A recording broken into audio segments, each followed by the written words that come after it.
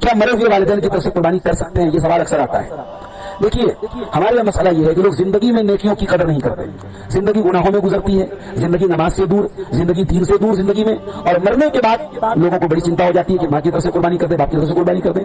دیکھیے ایک اصول یاد رکھیے کہ اگر ہم کسی مرے ہوئے انسان کی طرف سے کوئی کام کرنا چاہتے ہیں تو ہمیں دلائل دیکھنا پڑے گا کہ کیا نبی علیہ الصلوۃ والسلام نے یا صحابہ نے اپنے مردوں کے لیے اور اپنے دور میں جو وفات شدہ لوگ ہیں کیا ان کے لیے وہ نیکی کی ہے.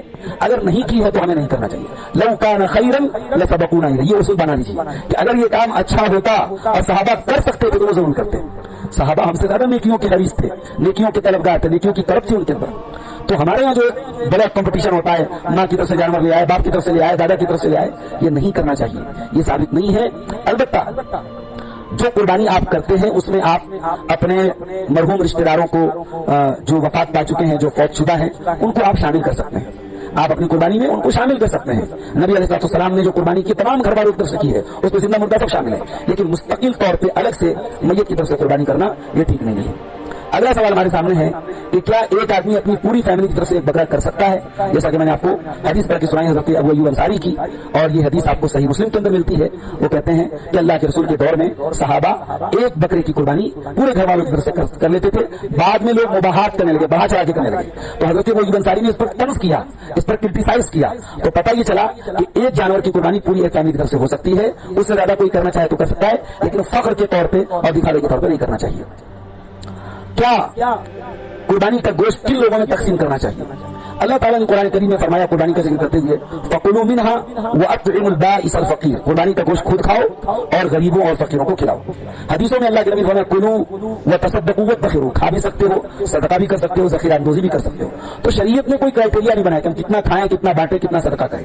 بعض علماء نے, بعض اہل علم نے قربانی کے 3 حصے کرنے کی بات کہی ہے کہ 1/3 حصہ جو ہے وہ ہم غریبوں میں تقسیم کر دیں, 1/3 حصہ رشتہ داروں میں بانٹ دیں, اور 1/3 حصہ خود استعمال کریں. مگر اس کی کوئی مضبوط دلیل نہیں ہے. انسان کو اختیار ہے, انسان اپنی صلاحیت سے اور ضرورت اور حالات کے تحت پورا بھی صدقہ کر سکتا ہے, پورا رشتہ داروں کو کھلا سکتا ہے, اپنے استعمال کو کھلا سکتا ہے. لیکن بہتر یہ ہے کہ انسان سارا اپنے اوپر استعمال نہ کرے, غریبوں اور فقیروں اور خاص طور سے وہ لوگ جنہوں نے قربانی نہیں کی ہے ان کے اوپر بھی وہ اس قربانی کے گوشت کو تقسیم کرے.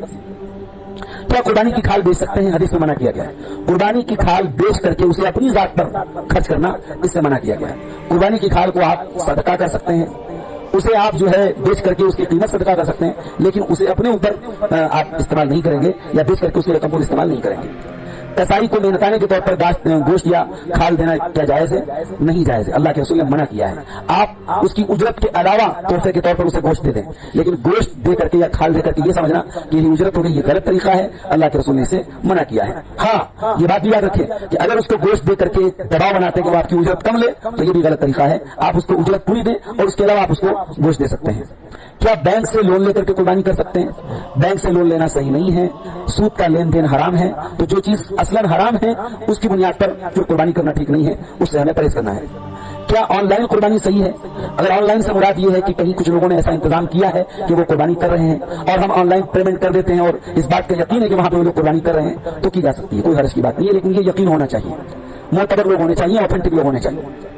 قربانی کے جانور میں کون کون سے عیب نہیں ہونے چاہیے؟ 4 عیب کا ذکر حدیثوں میں خاص طور سے آیا ہے کہ ایسا جو ہے لنگڑا ہو جس کا لنگڑاپن بالکل واضح ہو, ایسا کانا ہو جس کا کاناپن بالکل واضح ہو, اسی طریقے سے اتنا کمزور ہو کہ اس کے اندر کوئی گودا ہی نہ ہو, یا اتنا بیمار ہو کہ اس کی بیماری بالکل واضح ہو. تو کوئی واضح اس طریقے سے کوئی بڑا عیب ہے تو اس جانور کی قربانی جائز نہیں ہے. کوئی چھوٹی موٹی اگر کمزوری ہے تو وہ چل جائے گی, اور جانور خریدنے کے بعد اگر کوئی عیب نظر آ گیا ہے تو انسان اسی جانور کی قربانی کر سکتا ہے. اگر طاقت دوسرے جانور کی ہو تو دوسرا کر دینا چاہیے, لیکن دوسرے کی طاقت نہ ہو تو وہی جانور کافی ہو جائے گا, کوئی حرج کی بات نہیں ہے. کیا مرغا یا دوسرے پرندے کی قربانی ہو سکتی ہے؟ بالکل نہیں ہوگی. قربانی بہیمۃ الانعام کی ہو سکتی ہے, اور بہیمۃ الانعام میں سورہ انعام میں اللہ تعالیٰ نے ذکر کیا صرف 4 جانور اور ان کی جوڑے آتے ہیں. اس میں گائے بیل کا ذکر ہے, اس میں اونٹ اونٹنی کا ذکر ہے, اس میں دمبا دمبی کا ذکر ہے, اور اس میں بکرا بکری کا ذکر ہے, اور دمبا میں بھیڑ اور بھیڑی بھی شامل ہے. تو یہ 8 جانور ہیں. ان کے علاوہ کوئی بھی جانور ان کی قربانی آپ گوشت کھا سکتے ہیں, جائز ہے, لیکن ان کی قربانی کرنا ٹھیک نہیں. جو بہیمۃ الانعام ہے انہیں کی قربانی کی جائے گی. کیا عقیقہ اور قربانی ایک ہی جانور میں ہو سکتے ہیں؟ ثابت نہیں ہے. اللہ کے رسول و صحابہ سے ایسا کوئی ثبوت نہیں ملتا کہ ایک ہی جانور میں وہ عقیقہ بھی کر لیتے ہوں اور قربانی بھی کر لیتے ہوں. ہاں اگر کسی بچے کا عقیقہ پینڈنگ ہے, آپ قربانی کے موقع پہ عقیقہ کے لیے مستقل ایک جانور لے آئیں, کر سکتے ہیں, لیکن ایک ہی جانور میں عقیقہ بھی کر دیں, قربانی کر دیں, یہ ٹھیک نہیں ہے. یہ عمل صحابہ سے ثابت نہیں ہے. कुर्बानी न करने के लिए क्या वही थे? अल्लाह के रसूल की हदीस मैंने आपको पढ़ के सुनाई, बड़े सख्त अल्फाज हैं, कुर्बानी की ताकत है और न करे तो हमारी ईदगाह के करीब ना आए। तो गोया कि वो ईद उल अजहा की खुशियां मनाने का उसे हक नहीं है, लिहाजा जिस इंसान के पास इस्तिताअत और ताकत हो उसे जरूर कुर्बानी करना चाहिए। क्या बाल और नाखून न काटने वाली हदीस सही है? बिल्कुल सही है। सही मुस्लिम की रिवायत है कि जो ज़िलहिज्जा का चांद देखे और कुर्बानी का इरादा करे वो अपना बाल और नाखून न काटे। जो घर का मेन मुखिया है, जो मालिक है माल का, उसके लिए हुक्म है। बाकी लोगों के लिए बेहतर है कि वो भी अपने बाल और नाखून न काटे। और जिस इंसान के पास कुर्बानी की ताकत नहीं है उसके बारे में भी अबू दाऊद की हदीस है और हसन दर्जे की हदीस है कि अगर वो अपने बाल और नाखून को न काटे और ईद के दिन जब तमाम लोग कुर्बानी कर लें उस दिन वो अपने बाल और नाखून काटे तो उसको भी कुर्बानी का सवाब फतिल का तमाम उद्हियत ही उसको भी कुर्बानी का सवाब मिलेगा। लिहाजा जिसको कुर्बानी नहीं करना है उसको भी बाल और नाखून नहीं काटने चाहिए।